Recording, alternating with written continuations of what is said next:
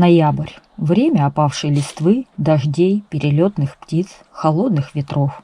А где-то в далекой Сибири уже выпал снег. У нас же в южных степях дожди проходят только на страницах сайтов с прогнозами погоды.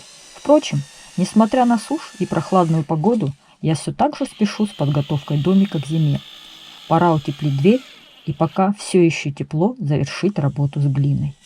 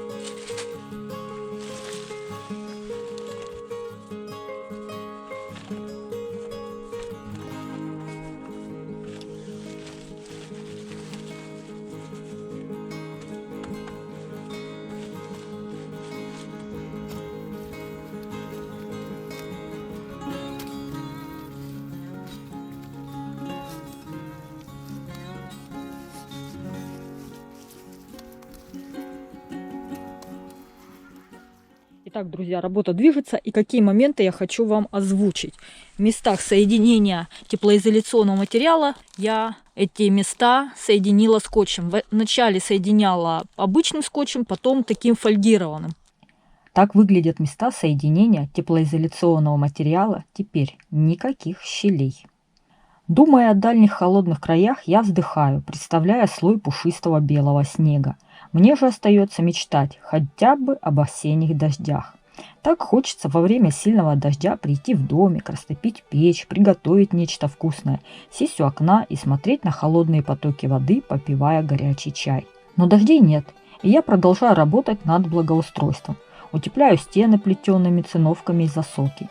Такие циновки не только утепляют стены, но и прекрасно скрывают искусственный блеск теплоизоляционного материала.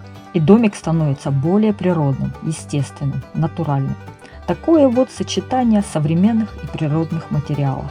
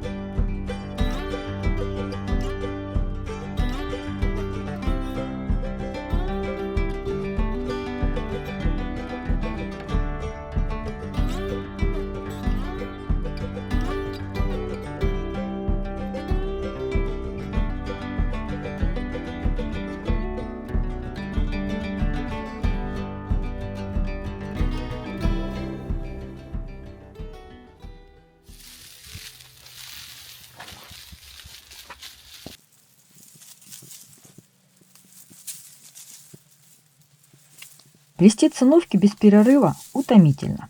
Поэтому плетение я перемежаю другими делами. Например, сегодня я решила сделать из осоки кисть для побелки камина. Камин обработаю известью несколько раз. Слой извести укрепит и защитит от погодных неприятностей глиняные стены печи. Да, и в целом камин станет более симпатичным.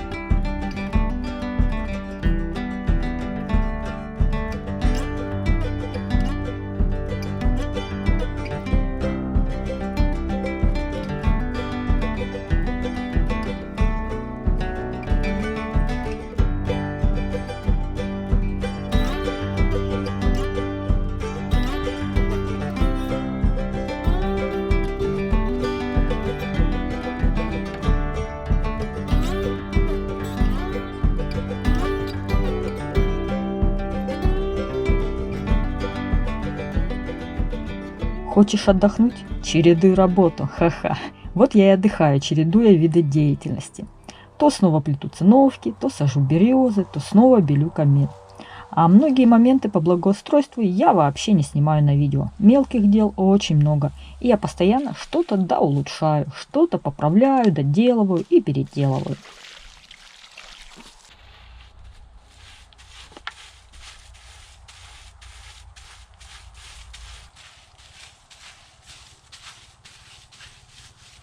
Все, с глиной уже холодно работать, поэтому остатки глины соберу в пакеты, в ведра и поставлю за домиком под навесик. Пускай хранится до моментов, когда мне снова глина понадобится.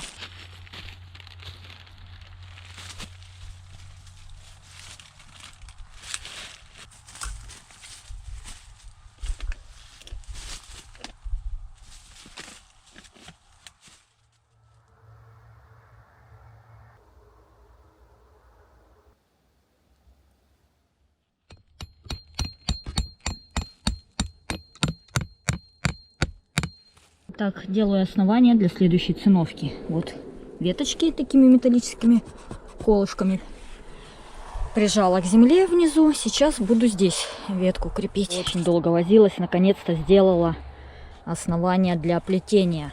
Вот эти перекладины, то есть внизу перекладина, вокруг окна, вверху. Теперь тут я прорезала и привязывала к балкам, а здесь я вот так гвоздиками притягивала к балкам. Ничего не прорезала. Думаю, так лучше. Меньше тепла будет уходить. Все вот так прибила. Возилась очень долго. Очень долго возилась. Ну, уже привязала часть веревочек. Кстати, всегда веревочка привязывается сверху. И потом вниз длинный конец. Он тоже привязывается. И уже длинный конец остается для того, чтобы циновочку начинать вязать. О, наконец-то! Сделала. Кстати, когда что-то строишь, даже такое простенькое строение, как этот домик, очень неплохо запускается мышление. В голове постоянно прокручиваются варианты, как сделать тот или иной элемент работы, как сделать лучше, а иногда озарение, как можно было бы сделать проще, грамотнее и прочней, приходит после проделанной работы. То есть мозг постоянно ищет вариант, что-то придумывает, сопоставляет, и это очень хорошо. Мозг, как и тело, должен работать. Я вообще за активность и движение. Подвижный ум, подвижное тело. Время, наполненное событиями и ощущениями. То, чем мы заполняем свою жизнь, во многом, очень во многом зависит от нас. От нашего выбора.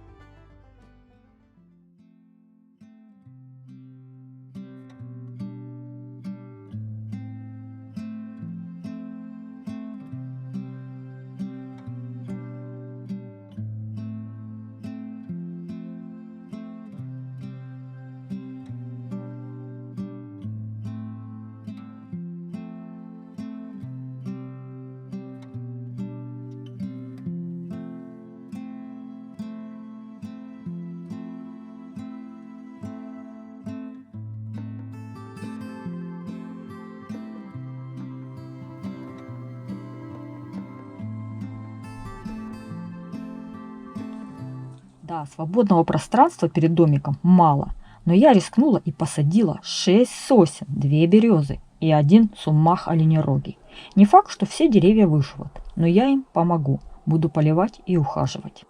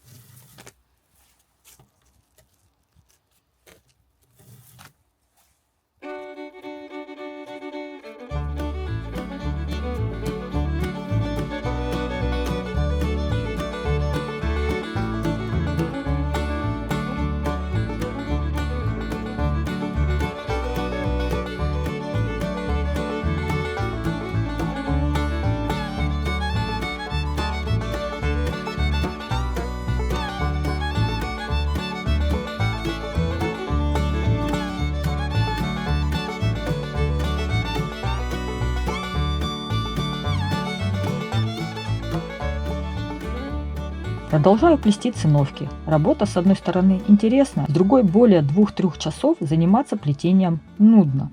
Поэтому я все так же чередую дела.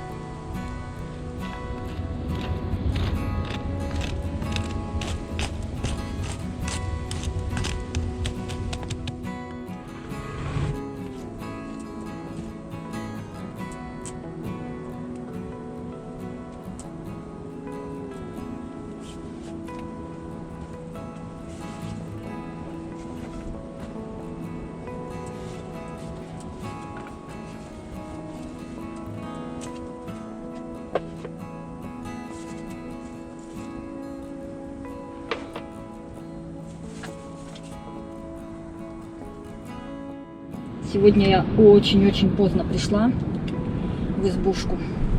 Некогда мне было, много дел. Вообще сейчас очень насыщенный график жизни, много дел. Не поспеваю всюду.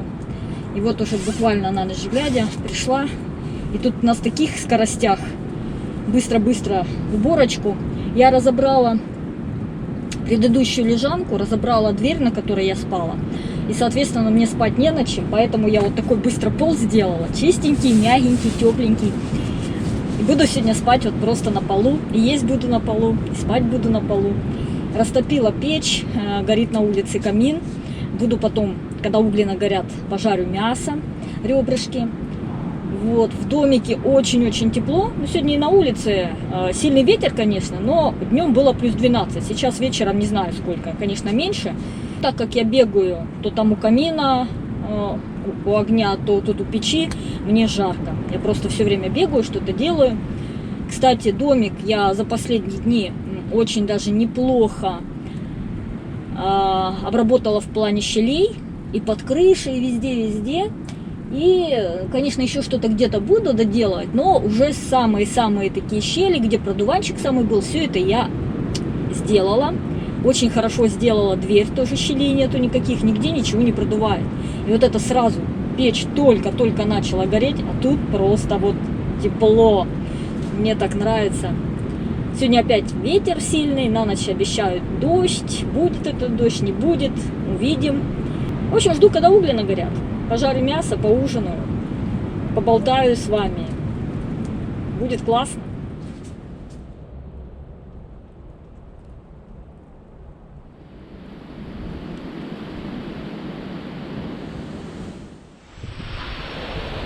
Перчатки сегодня не взяла, островые. И это придется прямо к огню лезть голыми руками. Ну, по-быстрому, я думаю, все будет нормально. Опа.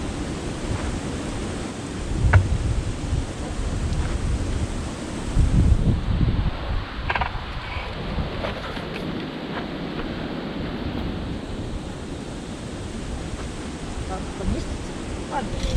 Отлично. Вот так вот прямо. Супер. Итак, мясо я замариновала. Мне зрительница посоветовала замариновать просто в соевом соусе. Я так и сделала. Ну и посмотрим, как оно будет. Ребрышки.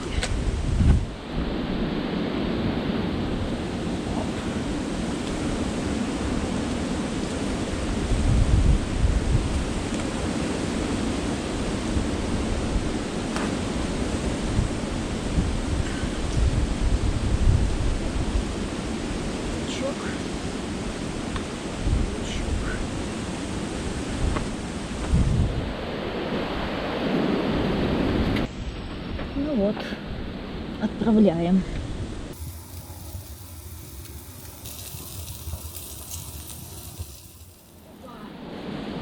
У нас тут стерчик. Сильно горит.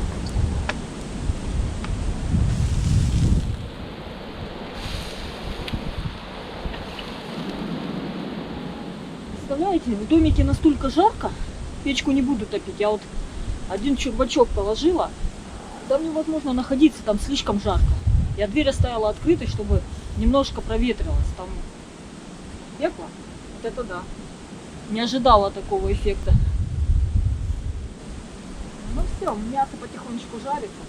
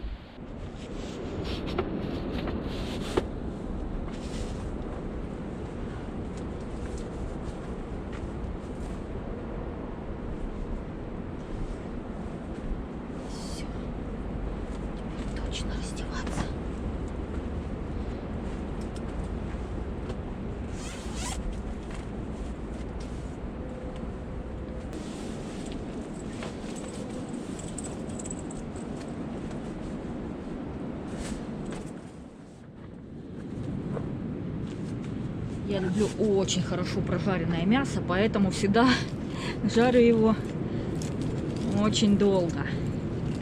Тут ребрышки. Ну, смотрим. Красота. Полностью прожаренные ребрышки. Какая прелесть. Что, пробуем?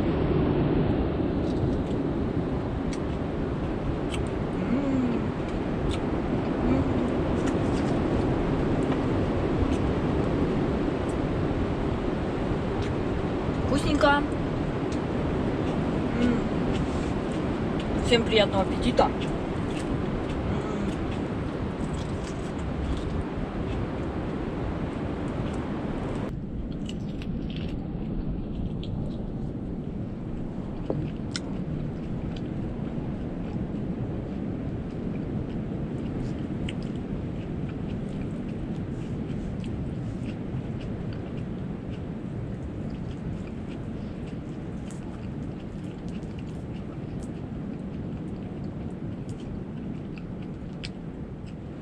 Мяса столько много не доела. Останется на завтрак. А сейчас у меня фисташки, кешью, сушки, водичка. И шикарный вечер продолжается. В домике очень-очень тепло. Даже жарко.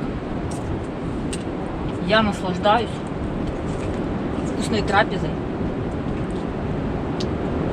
Кстати, после активного трудового дня.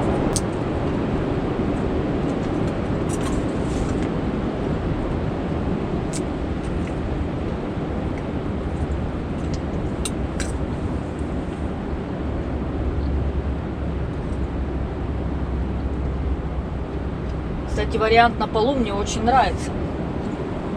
Просто на полу, на чистом, мягком полу. Можно валяться, можно так, можно эдак, кувыркаться, ходить, сидеть. Кайф. Просто кайф.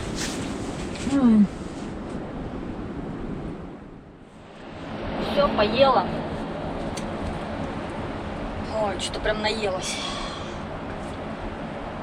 Единственное, знаете что, натопило тепло, и столько насекомых заползало, забегало, ожило. Какие-то вот жучки непонятные, муравьи, моль.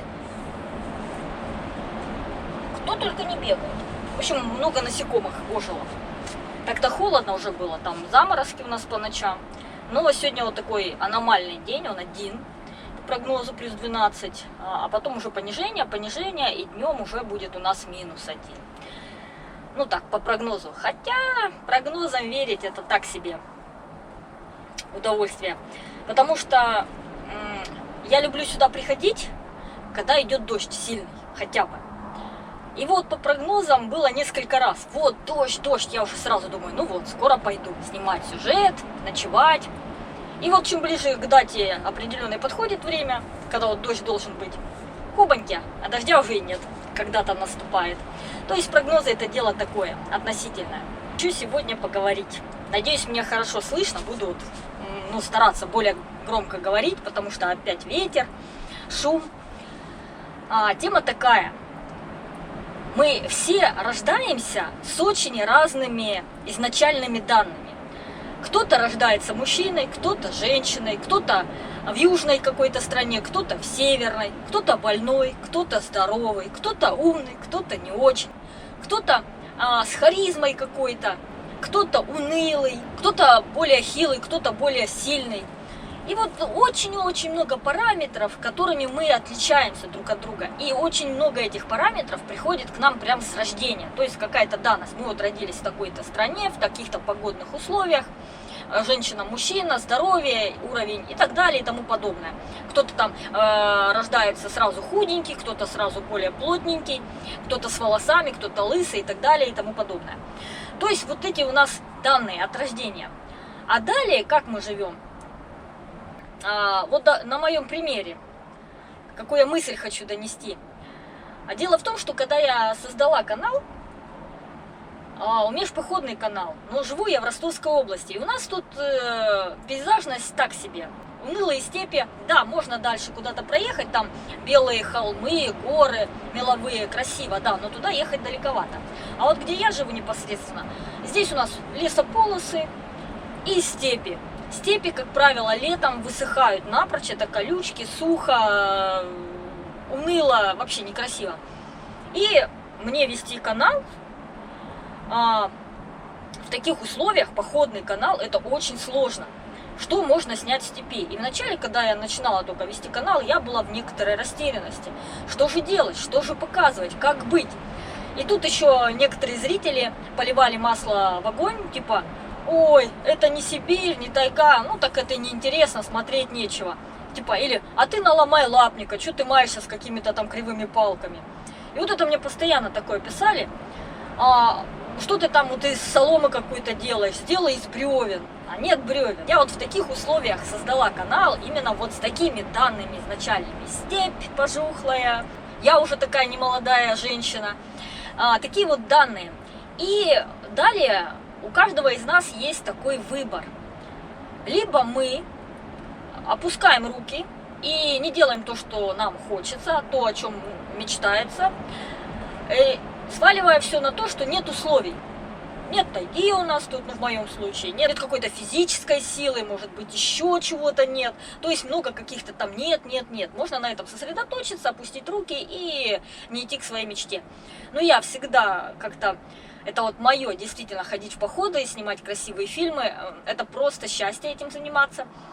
И вот, какое-то время я была в растерянности, я не знала, что делать, как снимать.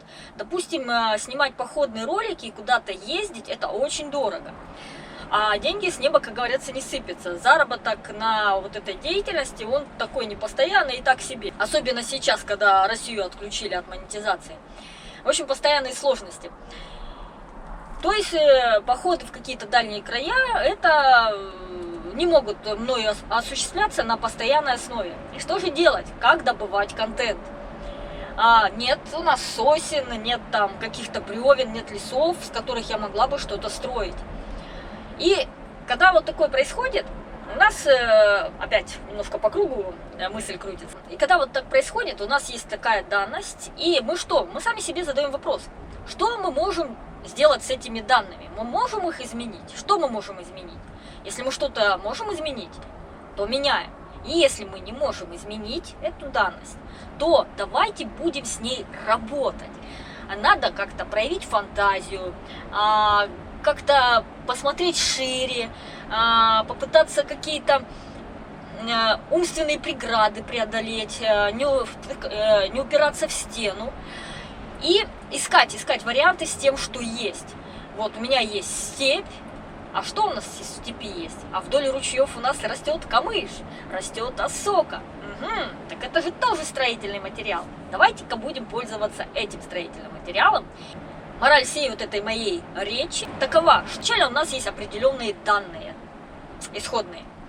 И потом каждый из нас сам делает выбор, работать с этими данными, несмотря ни на что, потому что другого нет. И чего-то вот все-таки добиваться, к чему-то стремиться и делать так, чтобы тебе, любимому, было хорошо. Либо говорить, ой, нет, такие условия, в этих условиях невозможно ничего сделать. Ну, третий вариант, это как-то пытаться данные эти менять, там, переезжать в другое место, там, допустим, если хило качаться, если там ум не такой бойкий, как хотелось бы развивать ум и так далее, конечно, над собой надо работать. И как-то вот эти данные корректировать. Ну, а если нет возможности переехать, если нет возможности качаться, то тоже можно как-то что-то придумывать, как работать с тем, что есть. В общем, никогда не опускать руки, а как-то фантазировать, думать, пытаться посмотреть дальше. Просто у нас ум, он очень зависим от шаблонов. Очень много шаблонов создано в обществе, в кругу общения и так далее и тому подобное. И эти шаблоны вбиваются, и часто эти шаблоны нам мешают посмотреть дальше, посмотреть шире, посмотреть вообще под каким-то странным углом таким и увидеть что-то неожиданное. И, возможно, это неожиданное могло бы привести к каким-то очень хорошим результатам и порадовать, и сделать жизнь краше, насыщенней, объемней, как-то разнообразней. Почему я эту мысль захотела озвучить? Потому что я сама была некоторое время в ловушке, исходя из тех данных, которые у меня есть, и эти данные мне казались непреодолимой преградой, что из-за этих данных я ничего не могу сделать, ничего не смогу добиться и никуда не смогу продвинуться. Но я очень рада, что в конце концов я задумалась, а можно ли с тем, что есть, все-таки чего-то сделать, что-то к чему-то прийти, каких-то результатов достичь. И просто начала придумывать. И да, вот женщина, так сказать, уже не молодая, это я, да, и строит халабуды из соломы. Все там прикалываются, ниф-ниф, наф-наф, нуф-нуф, да. И вот это маленькое счастье, просто я делаю выбор именно в сторону такого счастья, такого образа жизни, такой подачи контента. И на самом деле это очень приятно создавать вот такой мини-мирок, свой мини-мирок, и снимать потом уютные фильмы. И, конечно же, очень потом приятно получать от вас комментарии, когда вы пишете, что да, вы ощутили этот уют, что вам это очень понравилось, что вы со мной на одной волне, что вы понимаете эту увлеченность, понимаете, как можно быть этим увлеченным такой темой, казалось бы, да, непопулярной. Потому что я многим каким-то, знакомым рассказываю, если что-то вот о своей деятельности. Очень маленькое количество людей понимает меня и принимает. Многие, как интересно, неожиданно, но для меня это очень странно. Ну, так вот говорят, как бы это странно, вот человек не хотел бы таким заниматься. Такой вот мы делаем все мы делаем свой выбор, чем нам заниматься, как заниматься. Опять же, исходя из данных, которые у нас есть изначально, и потом мы уже как-то с этим работаем, как-то корректируем, как-то добавляем, как-то меняем. И чего-то там, к чему-то идем или не идем. Тут уже тоже каждый делает свой выбор. Пожалуй, на этом все. Как всегда, я мечтаю о дождике, о ливне. Вот как я построила эту крышу, этот домик, еще ни разу не было сильного ливня, такого, чтобы ливень, чтобы прям сильный. Пока такое, все дождички очень слабенькие, а мне очень хочется, чтобы по крыше стучал дождь, а я тут спала. Вот, кстати, уже почти 8 вечера, вечер очень быстро пронесся, вот в этих хлопотах, раз, и все, вечер уже поздний. Я, как обычно, буду смотреть фильмы, слушать книжки, отдыхать, наслаждаться, лежать вот на этом полу, раскинувшись, как звезда морская, получать свою порцию маленького счастья. Ну и все, я в спальничке. Наверное, всем спокойной ночи. Таким сегодня был день. Он был активным, он был насыщенным. Ну и все, спокойной ночи, до завтра, друзья.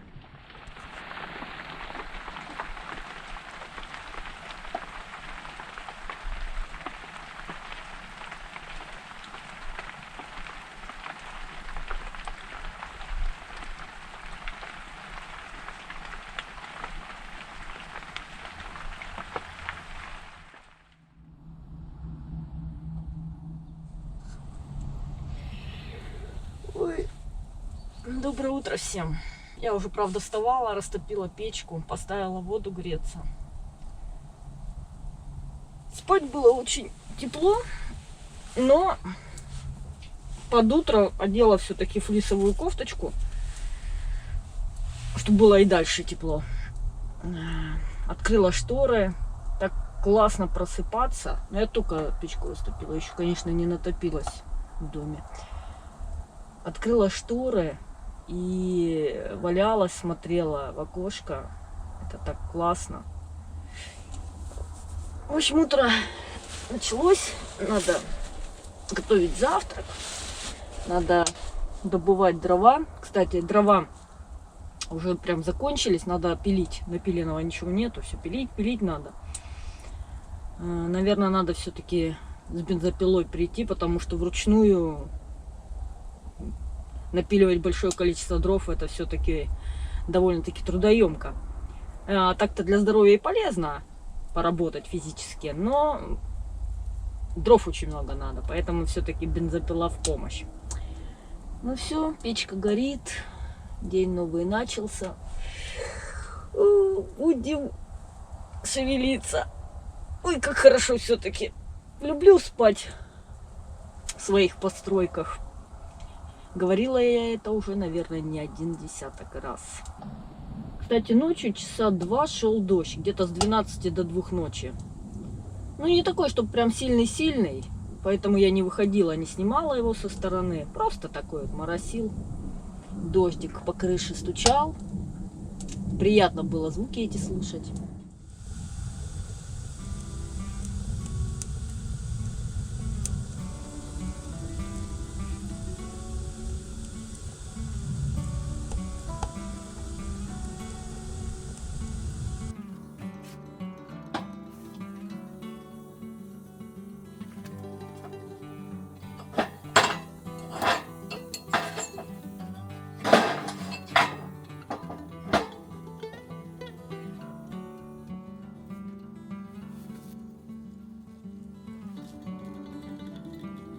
Забавно, я забыла включить камеру.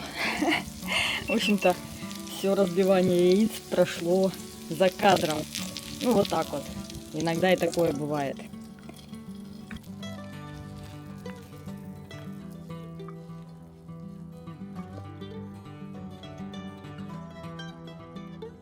Завтрак: перепелиные яйца с луком и вчерашними ребрышками. Еще яблоко у меня, будет чай, будут орешки. Вот так сейчас вкусно буду завтракать.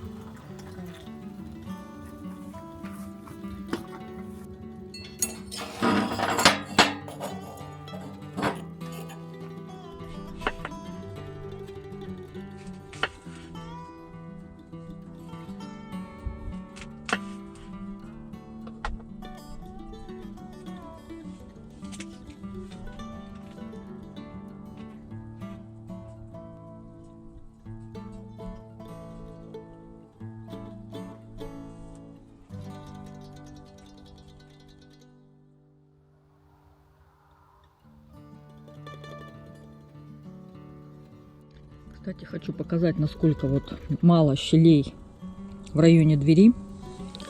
Все заделала. Вот здесь. Ой, какие вот такие маленькие-маленькие есть. Но это, конечно, на порядок просто лучше, чем предыдущая дверь. Там были вот такие дыромахи. А здесь вот ну, чуть-чуть такое вот есть. И тут немножечко есть. Ну, немножечко сквознячок он должен быть. Вентиляция, когда с печкой топишь, чтобы было. А так очень хорошо получилось. Вот сейчас я натопила. Жарко. Прям вообще. Особенно наверху вообще пекло. Много, конечно, не снимаю. Уже тут завтракаю. Очень долго завтракаю. Ем. Уже вторую кружку чая пью. Вот. Ну, в общем-то, полдомика получается. Все, циновочки готовы. Тут еще немножечко. Ну, почти полдомика. Вот. Потом эту часть буду делать. Конечно, пока еще до завершения далеко, но тем и интересней. Будет что показывать, как я буду дальше все это облагораживать, наводить красоту. Очень мне понравилось на полу спать. Прям как-то так прикольно, просторно. Вообще ощущения, конечно, интересные.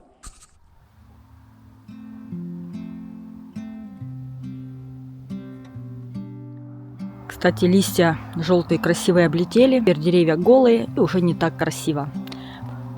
Конечно, еще с большей силой я жду снега, чтобы он украсил домик, деревья, и было очень красиво, сказочно, снежно. Все, камин потерял свою белую девственность.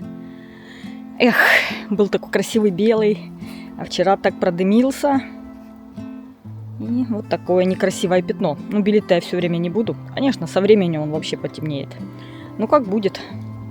Все, пожалуй, собираюсь потихонечку и домой. Таким был очередной сюжет из домика. До новых встреч, друзья. С вами была Татьяна Гордеева. До новых встреч, друзья.